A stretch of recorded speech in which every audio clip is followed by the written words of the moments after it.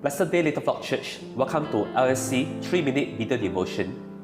It has been about 9 months since COVID-19 first hit our land. Many of our lives are affected. Some of us do face greater pressure and stress due to the gloomy economy and the uncertainty ahead. Where can we find joy in the midst of pressure and stress? The answer can be found in Psalms 119 verse 143. Psalms 119 verse 143, and we read, "As pressure and stress bear down on me, I find joy in your commands."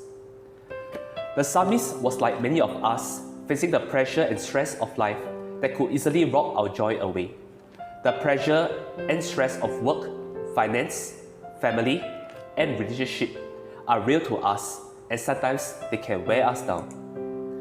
But the psalmist also taught us that in the midst of pressure and stress, we should continue in God's command and ways where we can find real joy.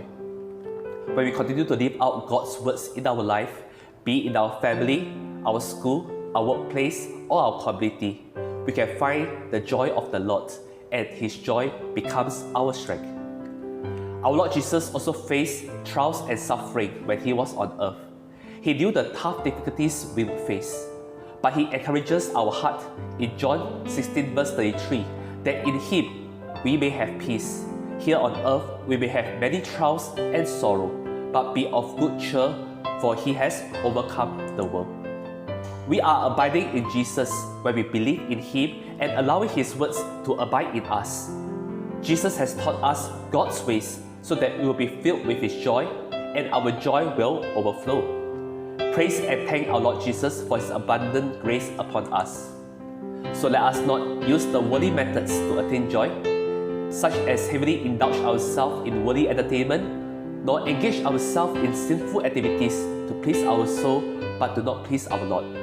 These ways are temporal in gaining joy, but they will lead us to destruction eventually. But rather, let us find joy in obeying God's command and His words. His word is a lamp to our feet and a light to our path. Let us be like the good ground in the parable of the sower, believing and receiving God's words with a noble and good heart, keeping it and bearing fruit with patience. May the joy of the Lord be our strength as we abide in Him and follow His commands and ways.